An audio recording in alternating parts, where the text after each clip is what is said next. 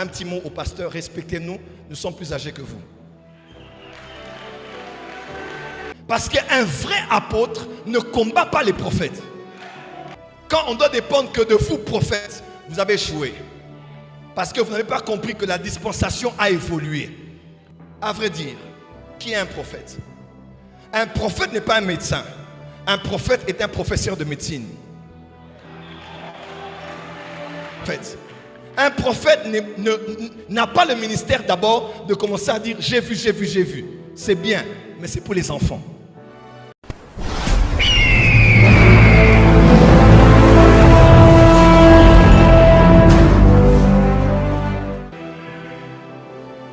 Luc 4, verset 1er, Luc 4, verset 14 et suivant.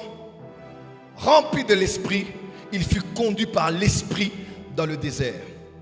Voilà pourquoi j'aime les consultations prophétiques, mais une chose que je n'aime pas, c'est que les gens dépendent du prophète à 100%. Non.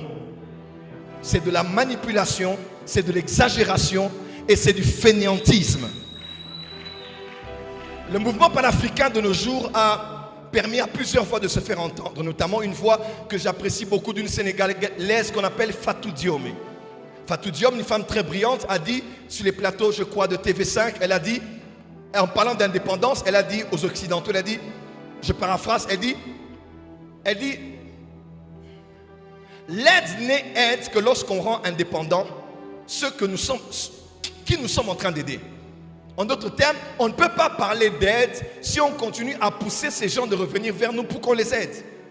L'aide véritable, c'est rendre les gens indépendants de vous. En fait, le vrai ministère prophétique ne consiste pas en donnant tout le temps aux gens des prophéties, mais ça consiste à bâtir une culture prophétique pour que les gens ne dépendent plus de vous, mais qu'ils aient la capacité, même quand votre téléphone est éteint, de dire Rema Sobra Kiyaba, Rikabaché, de se connecter eux-mêmes et d'écouter Dieu pour leur propre vie. En d'autres termes, le prophète réussit son ministère lorsqu'il rend les gens indépendants de lui.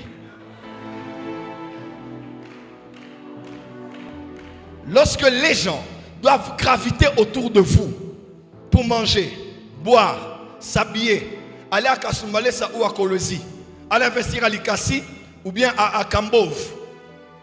Quand on doit dépendre que de vous, prophètes, vous avez échoué. Parce que vous n'avez pas compris que la dispensation a évolué. À vrai dire, qui est un prophète? Un prophète n'est pas un médecin. Un prophète est un professeur de médecine.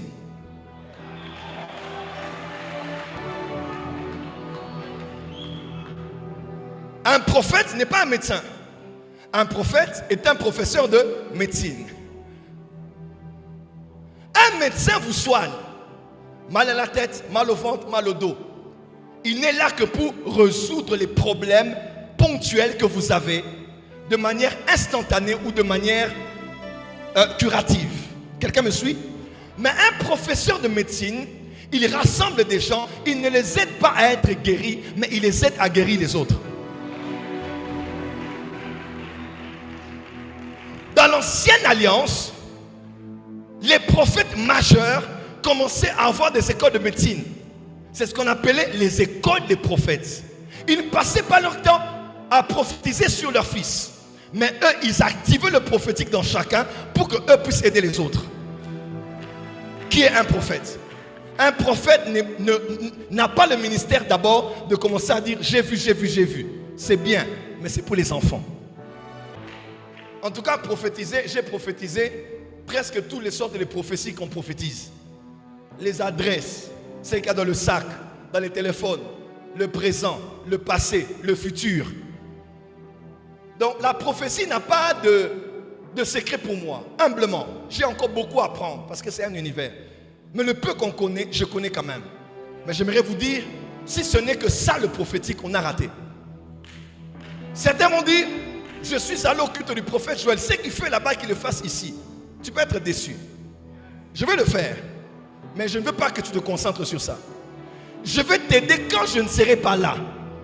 Et que tu ne pourras pas aller voir un prophète. Que toi-même, tu apprennes à lire les signes des temps et à savoir qu'est-ce que Dieu veut que tu fasses toi-même.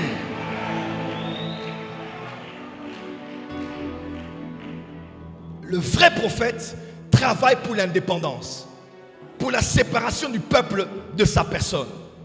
Je n'ai pas dit qu'il faut se séparer du prophète, non. Parce que le prophète entendra toujours ce que toi tu n'entendras pas. Voilà pourquoi il est prophète et il n'est pas comme toi. Mais son travail, c'est d'activer tes 5 sens spirituels. Que tu sois capable de voir, d'entendre, de sentir, de ressentir, de toucher, de savoir que voilà ce qui se passe et que Dieu attend de moi la volonté de Dieu qui est agréable, bonne et parfaite. On va voir quelques définitions du prophétique. Qui est un prophète? Aïe, aïe, aïe. Le prophète est le ministère le plus ancien et le premier de tous. Avant les patriarches, il y avait les prophètes. Avant les rois, les sacrificateurs, les juges, les apôtres, les évangélistes et les docteurs, les pasteurs, les prophètes ont visité la terre, ont affronté le diable, ont été exposés au monde spirituel, aux anges, avant tous les autres offices. Un petit mot au pasteur, respectez-nous, nous sommes plus âgés que vous.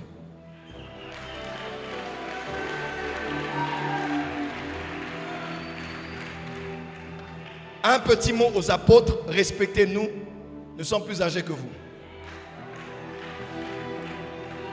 Avant qu'il n'y ait des apôtres, des docteurs, des évangélistes et des pasteurs, il y avait d'abord des prophètes. Adam était prophète, il entendait Dieu. C'est la première faculté qu'il avait. Dieu parlait et il entendait. Même lorsqu'il a péché, Dieu dit, puis il dit, je me suis caché. Il pouvait entendre et parler à Dieu malgré la chute. Parce qu'il vivait à Éden. Éden était l'environnement prophétique pour entendre et parler à Dieu. Avant le premier roi d'Israël, il y avait des prophètes. Avant les patriarches, même le premier patriarche qu'on appelle Abraham était prophète. Et certains disent, le premier prophète c'est Abraham, et pourtant non. Jude dit, même dans Jude 6, il dit, Enoch, 7e après Adam, il avait prophétisé le retour glorieux de Christ. En d'autres termes, Enoch était prophète. Enoch était prophète. Et plus loin même, Abel était prophète. Jésus dit, il vous sera redemandé le sang de tous les prophètes depuis Abel jusqu'à Zacharie. Frère, donc avant tous les ministères, les prophètes ont existé. L'ancienne alliance a été écrite notamment par les prophètes. Et leurs livres étaient beaucoup plus volumineux que ceux du Nouveau Testament. Le Nouveau Testament a été écrit par les apôtres. Hébreux 3, verset 1, Christ est l'apôtre de la foi que nous professons. Qu'est-ce que Christ est venu faire? Accomplir ce qu'avaient dit les prophètes.